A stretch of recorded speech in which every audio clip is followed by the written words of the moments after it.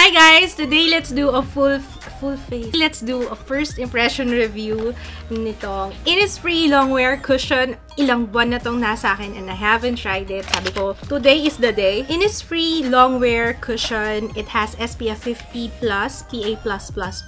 This is made in Korea. I got this from Althea website and nakalimutan ko na yung price pero hahanapin ko na lang yung presyo. Ilalagay ko sa description box. Ang shade nito is number 23. According sa box, formulated to keep the skin smooth and bright for a long time.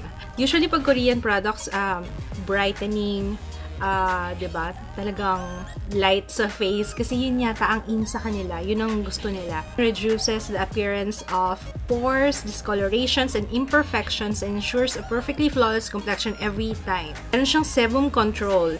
Jeju Volcanic Powder. Let's open. So, ito yung itsura niya. Like the normal cushion, walang difference. Ito yung sponge.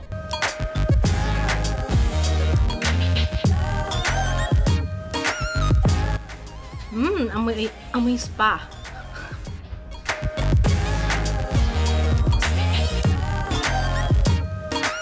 Meron siyang malagkit sa kanya. Feel na feel ko talaga. Naku kung maririnig nyo. Naririnig niyo yun? Pero coverage-wise, it's good. Parang cakey yung itsura niya. Siguro pag nag-set siya, tingnan natin. Alright, so ilalagay ko muna siya on the rest of my face.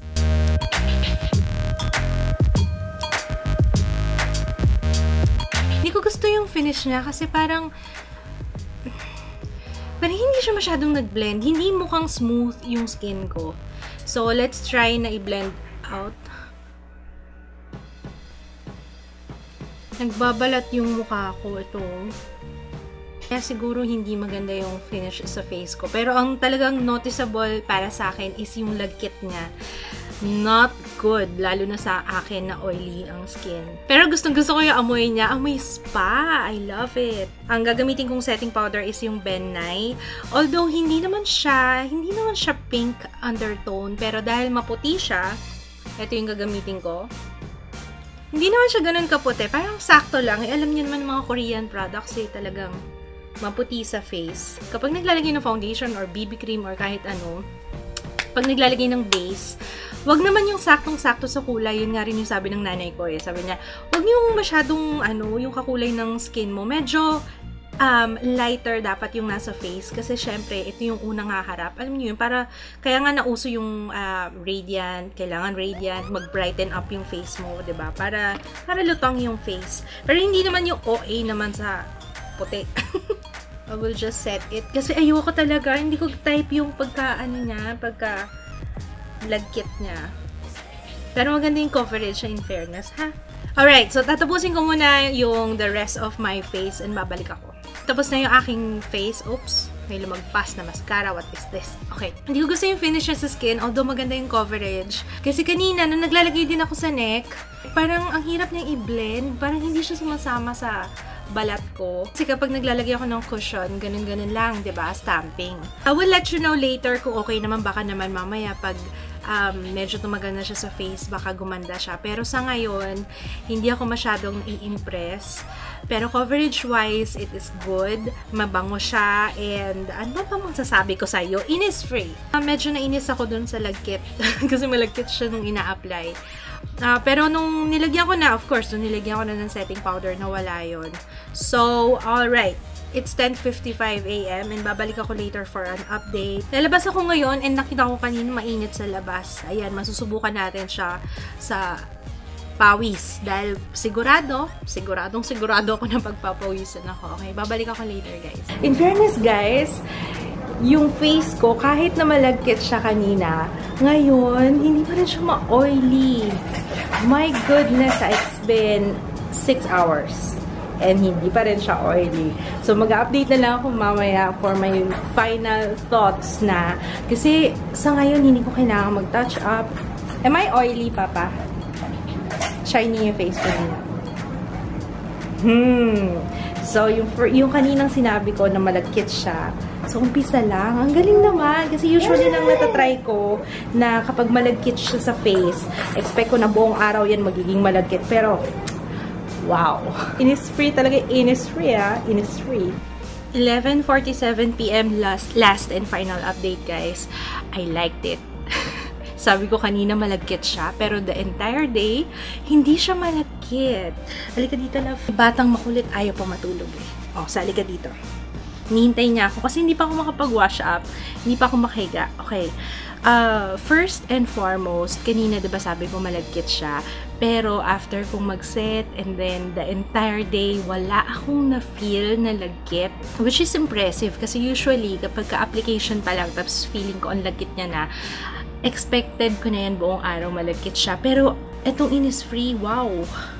So, umpisa lang siya malagkit and then after that, wala na. Kahit na oily ako ngayon, parang an hour before lang ako nag-apply ng makeup. Parang ganun yung feeling. Sobrang, it's good. Hindi ko alam kung bakit pinatagal-tagal ko pa yung review ko nito. Long wear talaga siya. Ang ganda niya, maganda siya. Although, ang napansin ko lang nung ina-apply ko, parang konti lang yung laman niya. Or siguro dahil matagal na nandito. Oo, parang konti lang yung naman niya. Ayan, i-zoom in natin para makita niyo yung face ko. Ayan o. Actually, kahit hindi ako mag-blot eh, okay lang siya. Tapos hindi siya nag-cake. Diba kanina sabi ko parang cakey ng itsura. Hindi. Yung condition lang ng skin ko. Pero nung after ko mag-oil up, medyo naging smooth na yung finish niya. Komportable siya. Hindi siya malagkit. Maganda yung coverage, nakaka-blooming, talagang radiant ako, talagang napansin ko na kapag nagsasalamin ako, parang wow, parang ang ganda ng skin ko ngayon, although in reality hindi. Long wear talaga siya, hindi kailangan mag-blot sa kanya, hindi kailangan mag-touch up. Siguro yung sa T-zone, yun lang naman. Pero considering oily ako, kapag ganitong buong araw, hindi ako nag-blot buong araw guys ha, hindi ako nag-blot. And that's really impressive. Yeah, that's really impressive. Gagamitin ko siya ulit bukas. And I will update you if ganun pa rin yung feeling ko sa kanya. But for now, yun ang aking final thoughts. I forgot to mention, okay siya sa picture. Although, medyo parang may shine na ako sa face. Pero walang white cast. Radiant. Yun lang masasabi ko, radiant. Yeah, nag-picture ako around, gabi na, 9 o'clock na yata, 9 PM.